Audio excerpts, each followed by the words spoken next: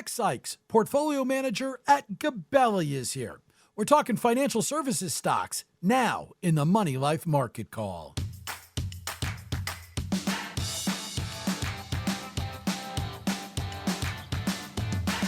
Welcome to the Market Call, a part of the show where we talk with experienced money managers about how they do their job, what they look for that determines their buys and sells, what they see happening broadly in the market, and how they put it all together. And making his debut in the Market Call today, Max Sykes. He's a portfolio manager with Gabelli and the Gabelli funds. Specifically, he manages Gabelli Financial Services Opportunities. That's an ETF that trades under GABF. Also, Gabelli Equity Trust. Want to learn more about the firm and the funds? Go to Gabelli.com. Max Sykes, it's a pleasure to have you here on Money Life. Great. It's wonderful to be here as well.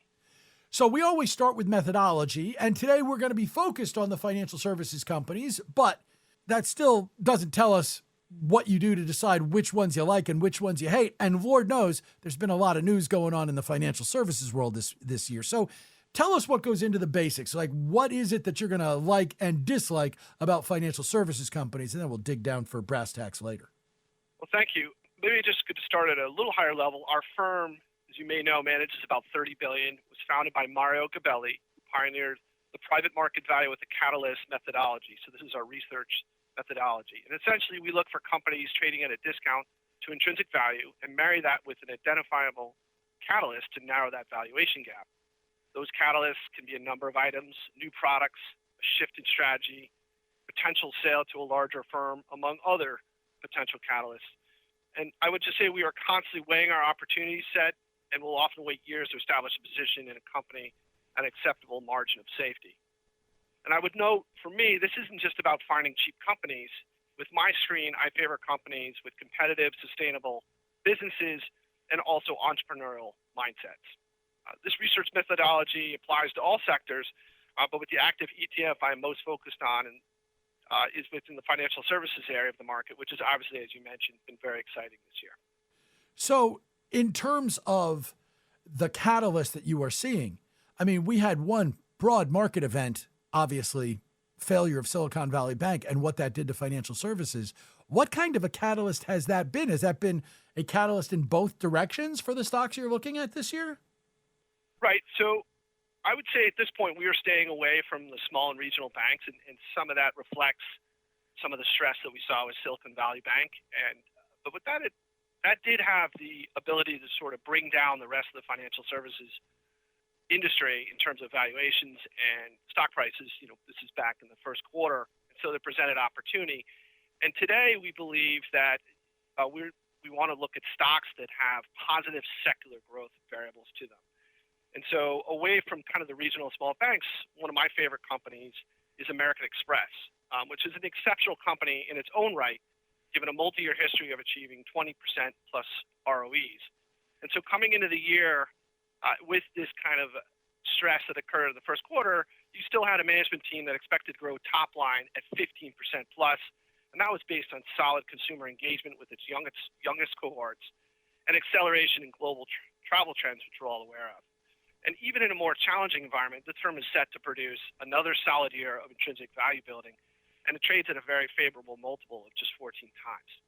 So against this backdrop of more difficult environment in general for financial services, here you have a company that's really performing well and good visibility throughout the year.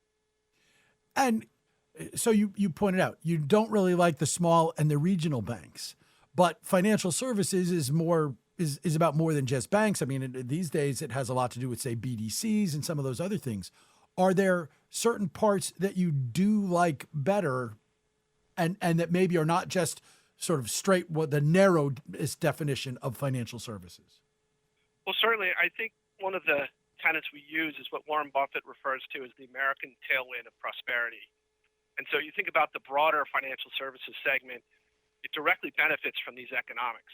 So a prime example includes consumer payments and wealth gathering. So just to give you an example, in 1971, household wealth was just $5 trillion. Today, it's over $150 trillion. So we've had a significant tailwind in terms of that consumer wealth, and that is benefiting financial services companies within the group. And as we mentioned, American Express with the engagement of their younger cohorts. Another firm that we really like is Interactive Brokers, especially on the wealth side, as we mentioned. And here you have an incredible business, which is led by founder Thomas Petterfy, who leads a global online services platform serving over 2 million clients.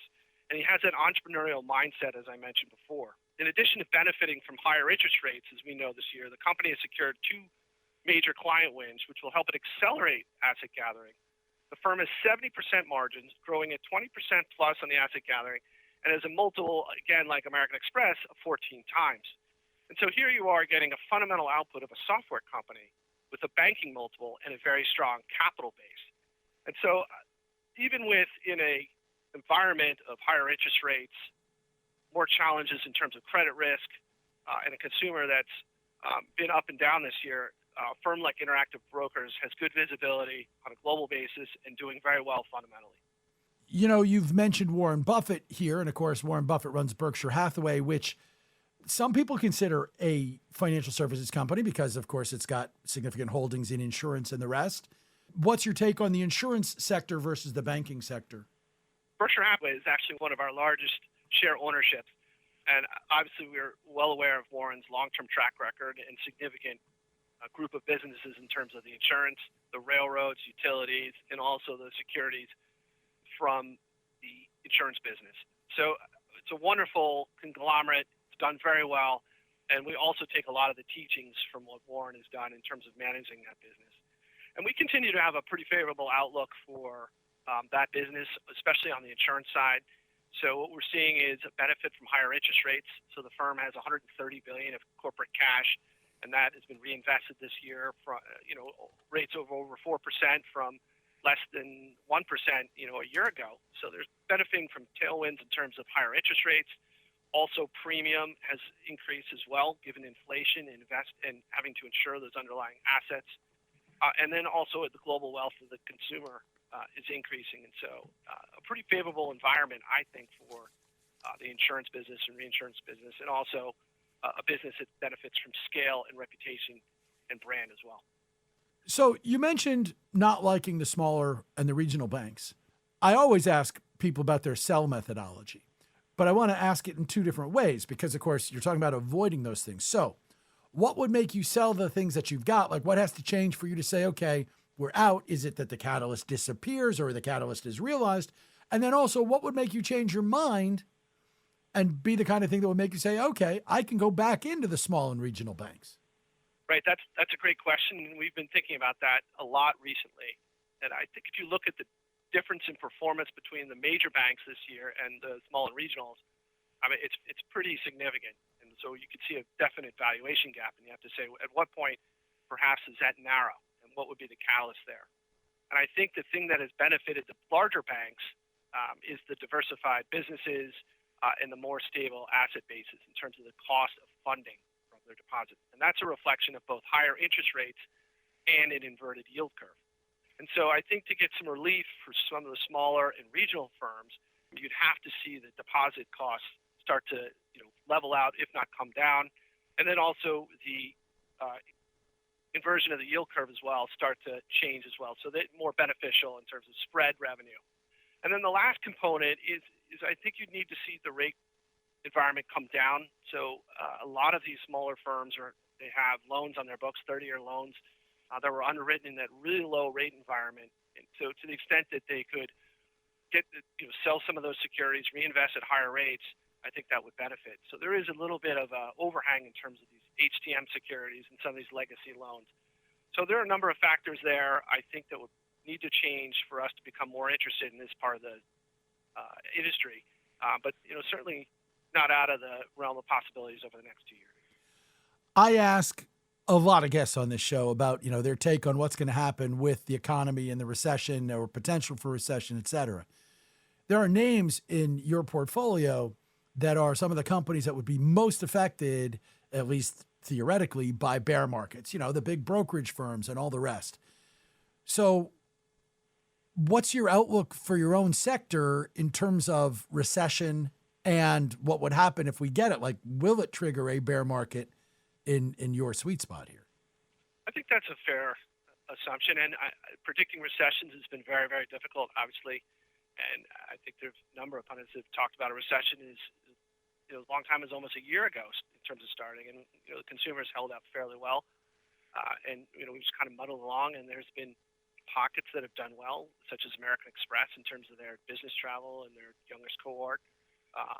But I agree with you that, in a bear market, the fund would be impacted, I think, more so than some of the other kind of traditional strategies, however you might have it. But I would just say that we own companies not just for the next 6 to 12 months, but for longer term cycles. And these are companies that know how to invest through a cycle as well. So to the extent that American Express, during the pandemic, when things were pretty difficult, obviously they accelerated their spending.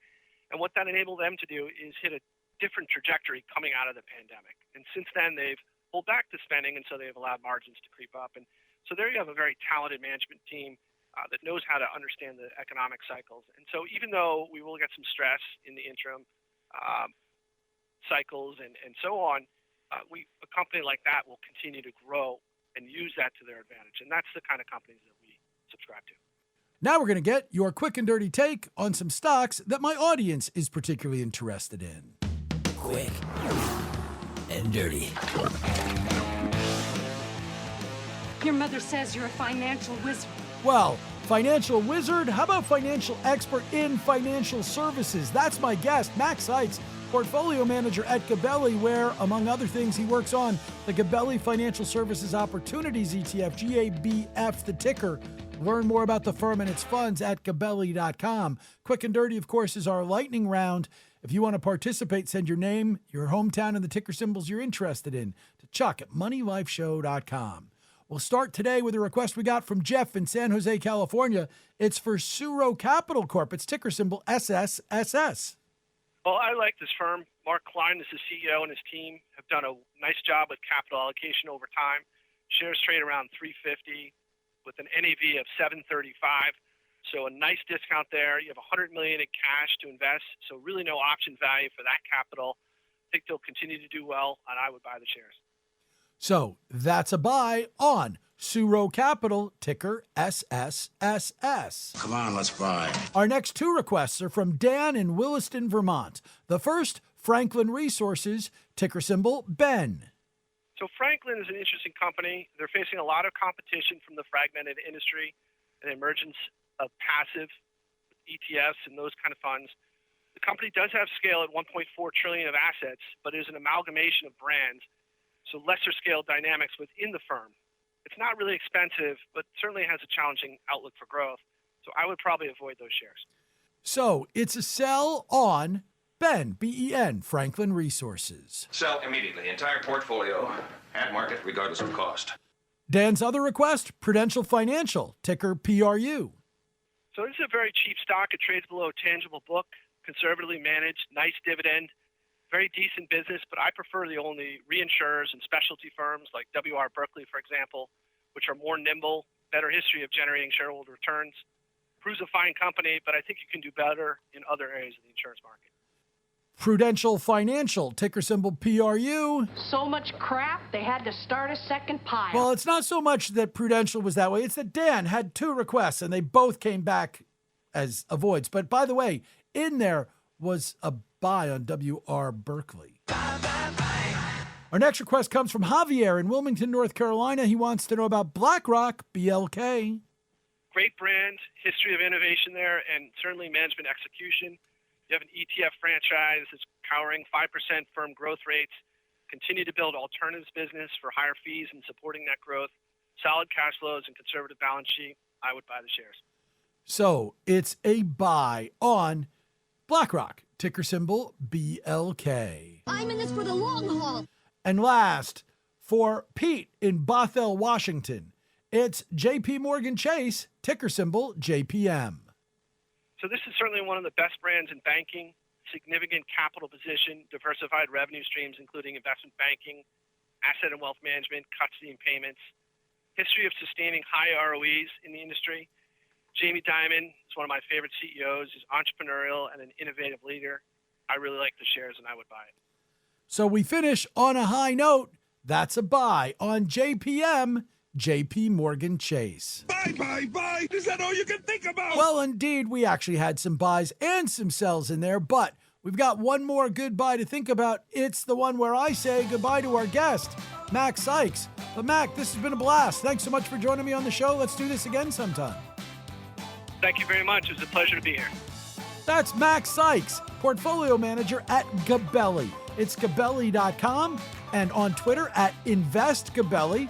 And he manages the Gabelli Financial Services Opportunities ETF, GABF, also portfolio manager for the Gabelli Equity Trust. Again, Gabelli.com for more information. And we'll come back and let you know where Mac agreed or disagreed with some recent guests before we cross the finish line right after this message. This is Money Life.